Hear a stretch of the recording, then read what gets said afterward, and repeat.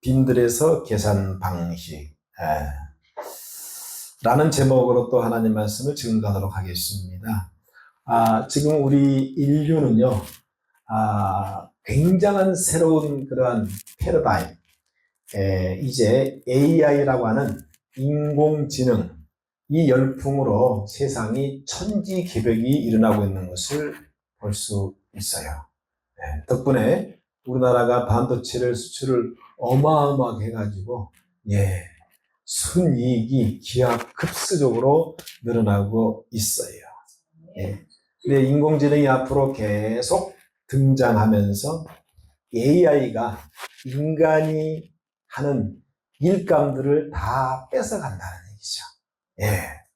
공장도 인공지능 로봇이 대체되고, 이제는 전쟁도, 미래 전쟁도 터미네이터처럼 로봇들이 싸우는 전쟁 시대가 다가오고 있습니다.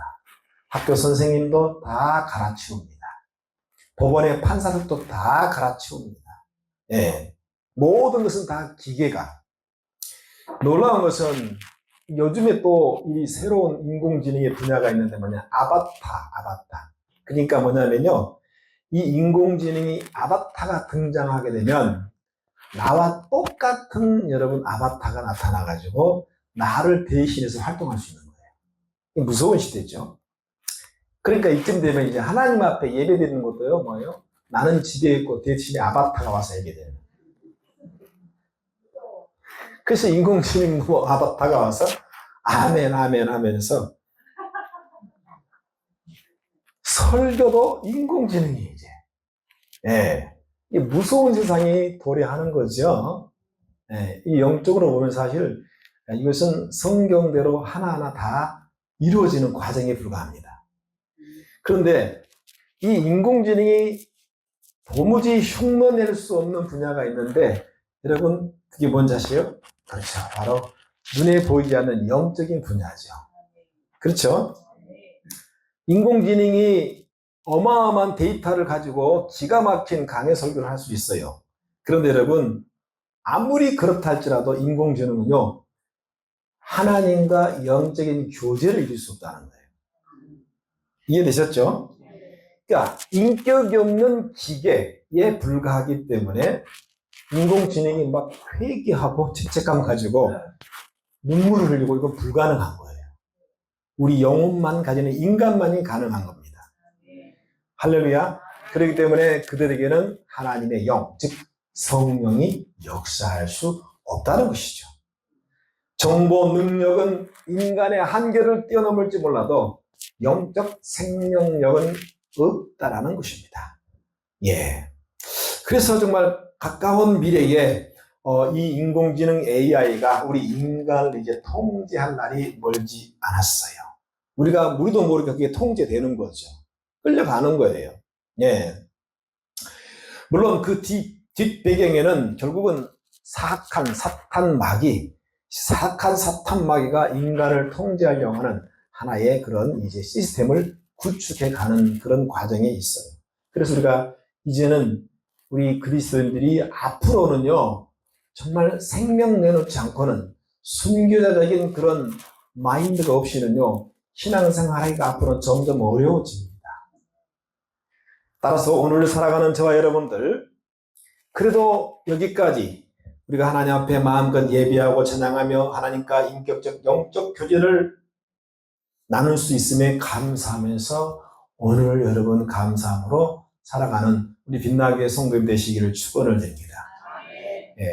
근데 우리가 한 가지 앞으로 이제 아까 제가 말씀드린 것처럼 심각한 문제가 뭐냐면요, 이번에 삼성이 노조들이 일어나가지고 이제 데모를 우리에게도 초과 수당을 달라 했더니 삼성 이재용이 이제는 그러면 너희들 다 필요 없다. 앞으로 공장을 다 갖다가 로봇으로 다 대체해버리겠다.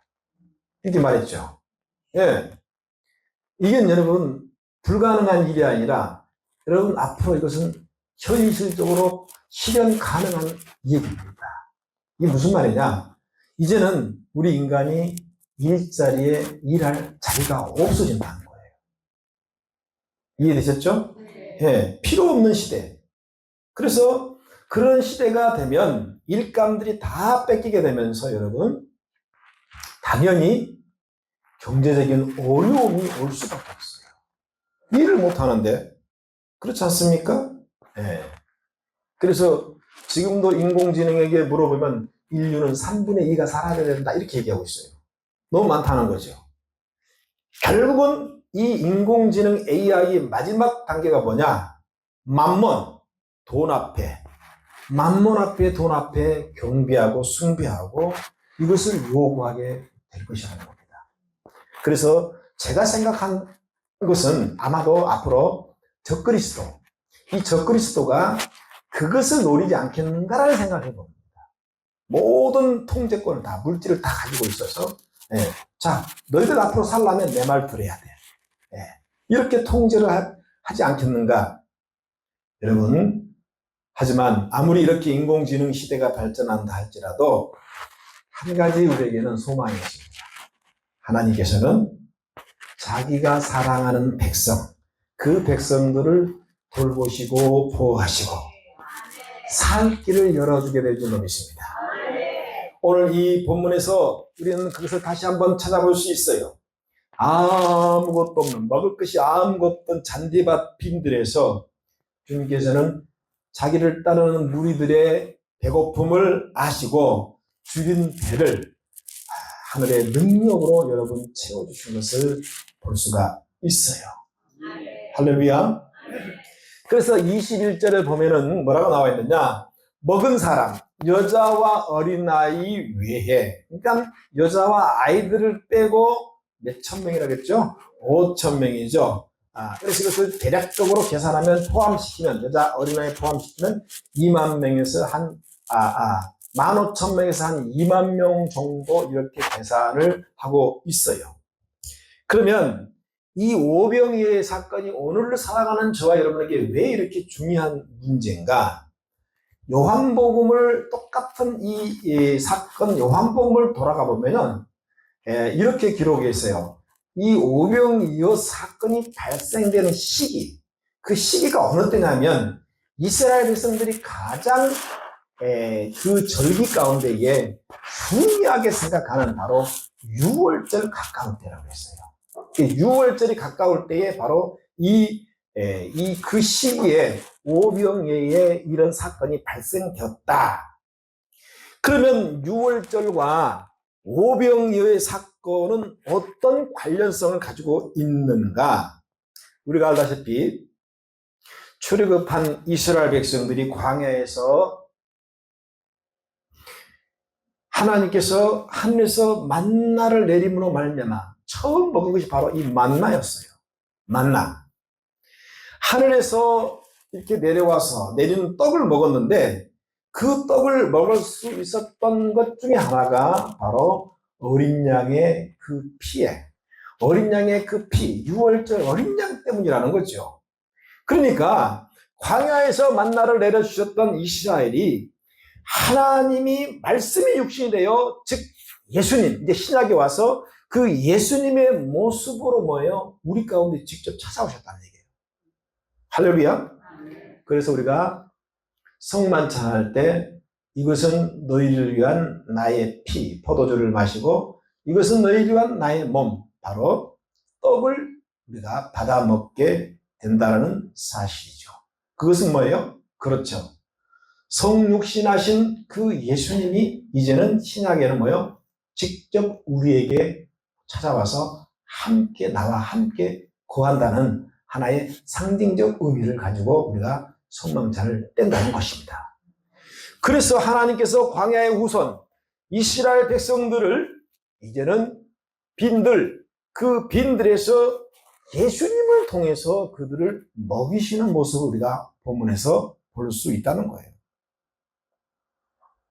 두 가지 공통점이 있습니다. 하나, 광야라는 곳, 그리고 두 번째, 빈들이라는 곳은 여러분, 여기서는 하나님의 도움이 없이는, 신적인 어떤 도움이 없이는요, 굶주린 배를 채울 수 없는 불가능한 장소입니다. 광야에 뭐가 있어요? 빈들이 뭐가 있어요? 아무것도 없어요. 빵집 있어요? 네? 옛날 어떤 우리 조카가 그런 얘기를, 야, 우리 어릴 적에는 보릿고기를 넘어오면서 먹을 것이 없어. 정말 소나무 껍질을 이렇게 벗겨가지고 그 안에 있는 하얀 그 살을 벗겨서 그걸 가지고 먹었다. 그러니까 뭐라고 말을 하냐? 아, 왜 그렇게 굶었냐? 그냥 라면 끓여 먹으면 되지. 이러고 있어요. 여러분, 광야나 빈들에서 오직 하나님만이 이 문제를 해결할 수 있는 분이에요. 할렐루야. 그래서 20절을 보면 다 배불리 먹고 남은 조각 몇 바구니 남았습니까? 12바구니에 가득 찼다 그랬어요. 넘친다는 얘기죠. 여러분, 하나님의 역사는 넘치는 거예요. 넘쳐 흐릅니다. 하나님이 함께 계시는 곳, 그것이 빈들이 되었던 광야가 되었던 우리 하나님은 자기 백성들을 절대 굶기지 아니하시고 아버지 넘치도록 여러분 채워주심을 우리에게 보여주고 있다는 겁니다. 사실 우리에게 뭐 구원도 중요하고 천국도 중요하고 그렇잖아요. 예배도 중요하고 찬양도 중요해요. 그런데 여러분, 물론 치료받는 것도 중요합니다. 그런데 제일 중요한 게 뭐예요? 사실은 뭐예요? 우리가 먹고 사는 문제입니다. 굶어 죽는데 무슨 찬양이 나오고 굶어 죽는데 무슨 예배를 드려요. 죽은 사람이 예배할 수 있습니까? 못합니다. 생명이 있어야만이 가능한 거예요. 주님은 우리보다 그 사실을 더 잘 알고 계신다는 겁니다. 할렐루야. 그래서 우리가 하나님의 사역을 하면 하나님께서 그 사역 가운데에 기본적인 먹을 것을 신기한 방법으로 다 채워주세요. 할렐루야. 먹어야 일을 할 거 아니에요. 그래야 안 그래요? 그래서 그 공급자가 우주 만물을 창조하시고 주인 대신 하나님이라는 사실을 우리는 믿고 가야 된다는 거예요. 여러분, 마태복음 6장 8절 말씀에 주님은 자녀들이 구하기 전에 너희에게 있어야 할 것을 뭐예요? 미리 하신다고 그랬어요. 하나님의 자녀임에도 불구하고 여러분, 우리가요 살다 보면 지독스러운 만큼 물질 훈련 연단과 지독스러운 만큼 지옥 훈련을 받을 때가 있어요. 그런데 여러분, 그게요 저주가 아니라 우리에게 축복입니다. 할렐루야. 신명기 8장 3절 말씀에 광야에서 주리게 한 이유를 하나님이 명확하게 말씀해 주셨어요. 광야에게 왜 주리게 했느냐? 사람이 떡으로만 살 것이 아니오 하나님의 입에서 나오는 모든 말씀으로 사는 줄을 내가 알게 하려 함이라고 했어요. 경험시켜주는 거예요. 바울은 이 부분에서 뭐라고 다시 재해석을 하고 있느냐? 일체의 자족한 그 비결을 배웠다고 고백하고 있어요. 이걸 통해서 뭐예요? 하나님 백성들에게 하나님이 원하는 것은 야, 너희들 삶의 우선순위가 명확해야 된다는 거예요. 명확해야 한다는 거예요. 할렐루야. 현실적으로 돌아와 보면 어떤 분들은 매달 또는 매일 빈들에서 광야에서 정말 이것 때문에 고생하는 사람들이 많이 있어요. 예? 모든 통장이 바닥에 다 드러나고 카드도 한도 초과가 되고 이제 더 이상 내 힘으로는 아무것도 할 수 없는 그런 상황에 맞닥뜨릴 수 있는 분도 있어요. 분명히 엊그저께 내가 수도세 내고 전기세 냈는데 어느새 또 총구소가 또 날라와요. 날라올 때마다 했죠? 네. 그래서 이 재정 문제가 발생하면 가장 큰 문제가 여러분 한 가지가 있는데요. 사람 관계 속에서 신뢰가 바닥에 난 거예요. 사람을. 그리고 사람 구실을 못하게 된다는 얘기죠. 예. 한 달 전쯤에 제가 잘 아는 장로님을 만났는데 이분이 부동산을 해서 아주 정말 탁월한 사람이에요. 알다시피 지금 부동산이 죽을 쓰고 있잖아요. 그런데 그분이 하는 얘기가 그랬어요. 목사님, 제가 지금 한 1년 됐습니다. 뭐가요? 꼭 빠지면 안 되는, 꼭 가야만 하는 장례식에, 결혼식에 1년 넘도록 한 번도 못 가더라고요. 지금 여러분 얘기하고 있는 건가요? 여러분, 그래서 본인이 사람 구실을 못한다라고 푸념 아닌 푸념으로 저에게 얘기를 하더라고요. 개인적으로 마음이 좀 아팠어요. 예. 물론 그 아버지 돌아가실 때는 똑같습니다. 예. 따라서 이 본문을 통해서 여러분 오늘 하나님께서 여러분이 안고 있는 현실적 이 재정 문제의 방법을 반드시 여러분 확보하시기를 축원을 드려요. 할렐루야. 자, 먼저 하나님은 학개서 2장 8절 말씀에 은도 내 것이요 금도 내 것이요 다 하나님의 것이라. 이것은 만군의 여호와의 말이라고 여러분 모든 우주 만물의 소유권이 하나님 것임을 분명히 정의하고 있어요. 할렐루야. 그러니까 모든 재정의 주인이 우리가 믿는 하나님이라는 사실을 주님이 명확하게 우리에게 말씀하고 있다는 거예요. 따라서 만물의 주인 대신 재정의 주인 대신 하나님 앞에 우리가 살아가면 이 재정 문제요 사실은요 자연스럽게 해결될 수밖에 없는 구조예요. 그걸 믿어야 안 돼요. 믿어요 안 믿어요? 가정에서 부모는요 자녀의 필요를 나보다 더 먼저 알아요. 아, 봄학기가 되었구나. 등록금 빨리 내가 어떻게 해서라도 마련해야지. 가을 학기가 되었구나. 또 등록금 마련해야지. 부모가 먼저 잘하는 거예요. 할렐루야. 단 한 가지 조건이 있어요. 단 한 가지 조건이 있어요. 그 자녀가 부모 아래서 올바르게 바르게 살아야만이 여러분 그 문제를 자연스럽게 부모가 해결한다는 거예요. 그저 집 나가고 페르나처럼 살고 지 멋대로 살면요 여러분 그 마음도 없어져 버려요. 이것이 바로 우리가 인격적인 관계성이라고 합니다. 그러니까 우리 인간도 사람과 사람 사이도 인격적인 관계가 정립이 돼요. 마찬가지로 하나님과 그 백성과도 인격적인 관계가 중요하다는 겁니다. 할렐루야. 사람들 계산법으로 이 빈들에서 배고픔을 해결하는 것은 분명히 불가능한 거예요. 그러나 주님의 계산법으로 보면 이것은 식은 죽 먹기예요. 식은 죽 먹기 아니에요? 식은 죽 먹기잖아요. 그죠? 그래서 중요한 영적인 원리를 우리에게 지금 말씀하고 있다는 거예요.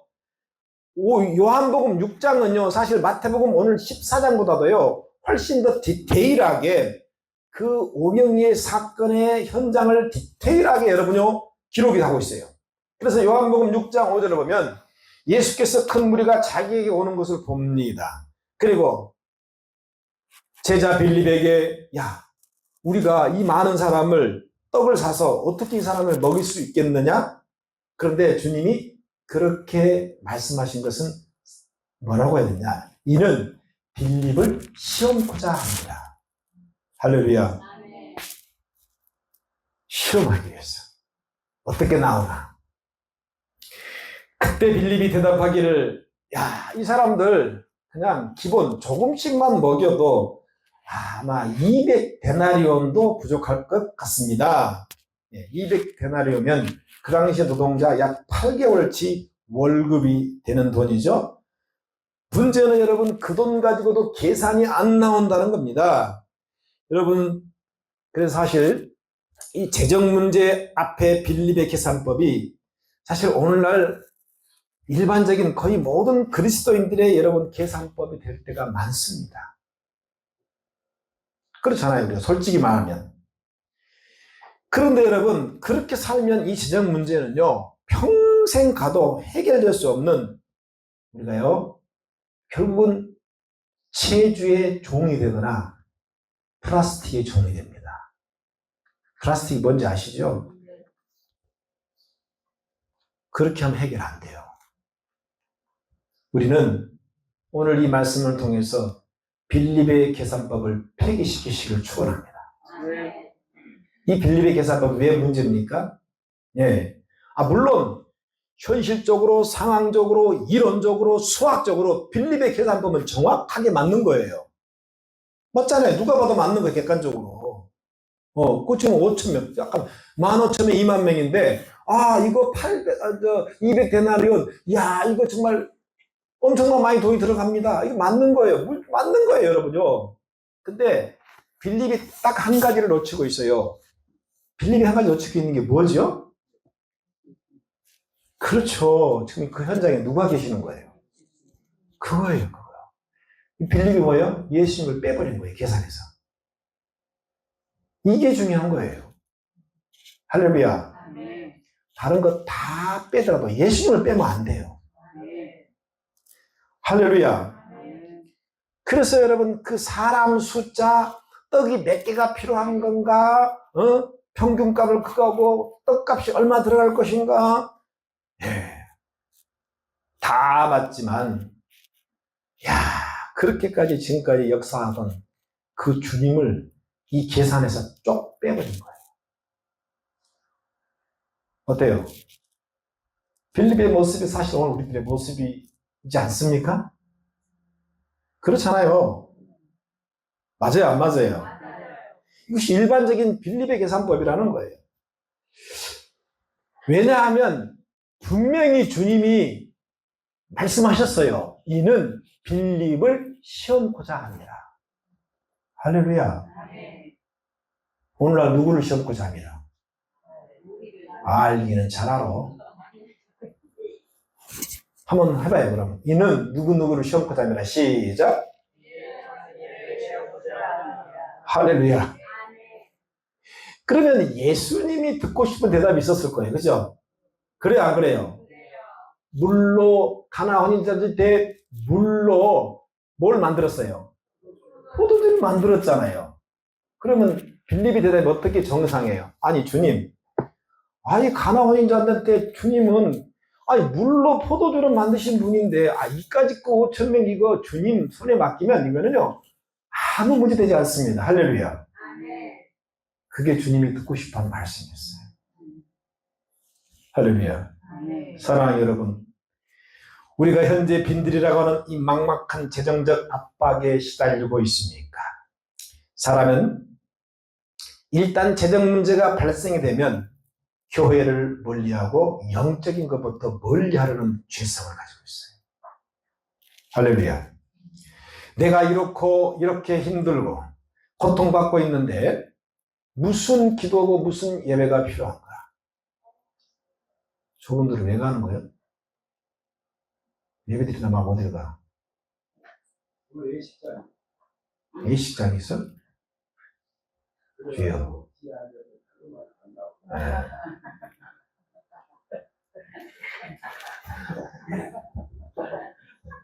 참나. 결론은 듣고 가야 될 거 아니에요.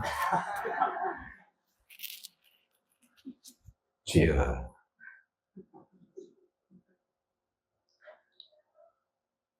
자, 그래서 그런 재정적 압박에 우리가 시달리고 있다라고 했을 때에 사실 일반적으로 이렇게 힘든데 무슨 기도가 나오며 내가 이렇게 힘든데 무슨 예배이며 무슨 찬양이며 예배할 맛도 안 나고 기도할 맛도 안 나고 다 맛으로 표현해요. 지금 여기에는 굉장한 문제가 있죠. 그게 자체가 뭐예요? 목사님, 나는요 내 중심이에요. 이 말이에요 지금. 나는요 내 신앙이 내 중심주로 살거든요. 얼마나 이게 건방지고 교만한 말인지 아십니까 여러분? 그게 교만이에요 여러분. 다른 게 교만은 아니란 말이에요. 아니 재정이 힘든 것과 예배드리는 것과 그게 뭔 상관이에요? 힘든 건 힘든 거고 하나 옆에 예배드리는 건 예배드리는 거지. 맞아요 안 맞아요? 왜 그걸 결부시켜서 얘기해요? 그게 여러분 우리의 영적 한계입니다. 그게 오늘날 빌립의 태도의 모습이에요. 그래서 재정 문제가 발생되면 하나님께 예배드리고 찬양드리고 기도드리는 거, 또 물질 드리는 것부터 그만둡니다. 웃기죠? 이게 정말 웃기죠? 기억하세요. 재정 문제를 하나님이 달아보시고 빌립을 시험코자 합니다. 우리를 지켜보고 계셔. 할렐루야. 어떻게 하나 지켜보시는 거예요. 반응을 지켜보십니다. 여러분, 그럴 때 우리는 take a chance, 기회를 잡고, 주님, 내 상황은 이렇고 내 환경은 이렇지만 주님이 역사할 줄 믿습니다 라고 믿음으로 반응하시기 바랍니다.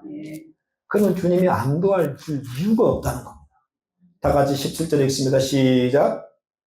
17절 시작.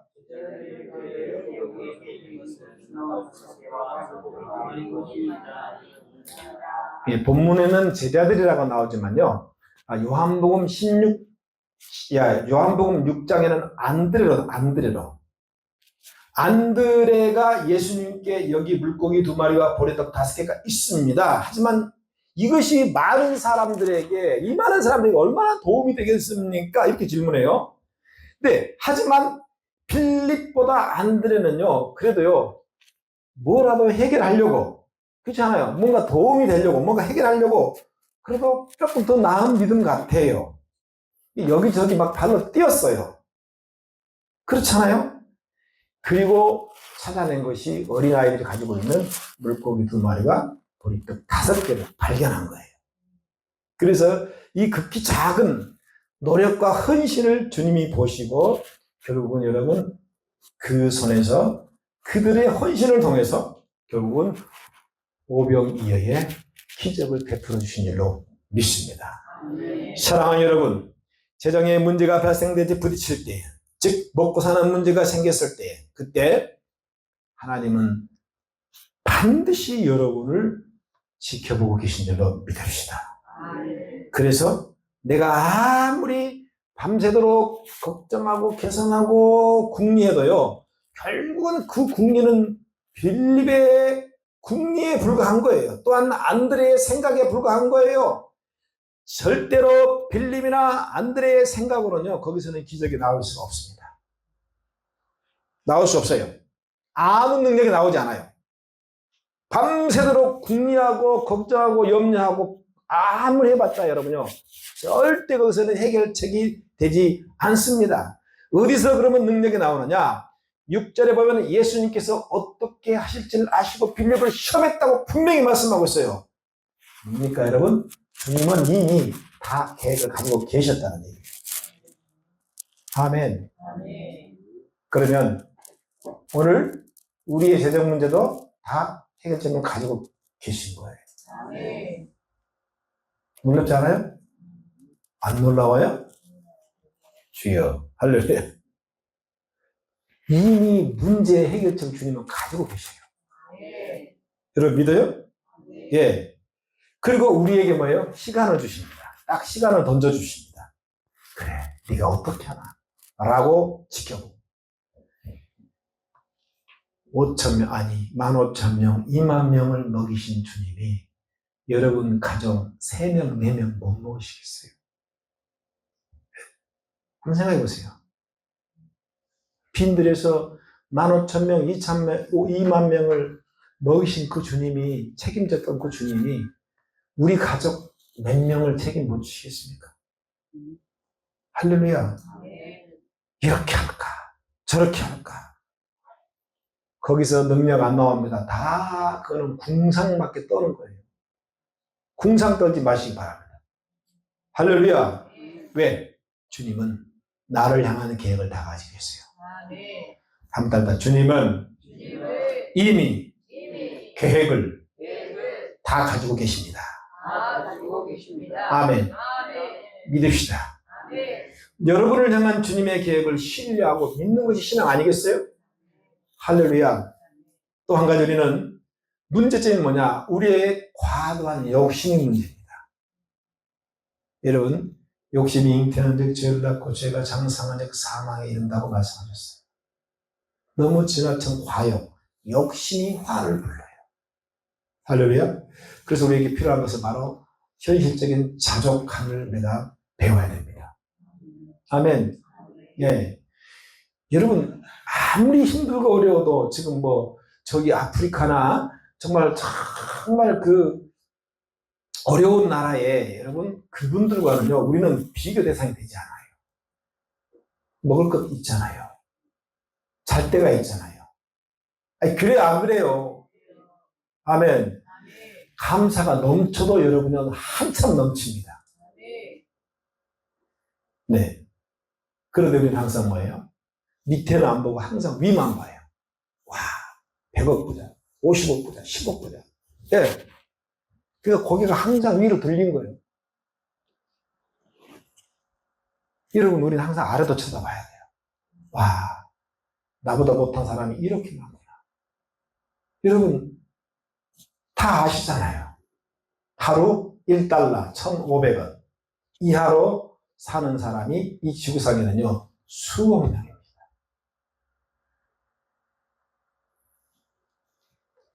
오늘 여러분, 욕심을 잠깐 내려놓으시길 축원합니다.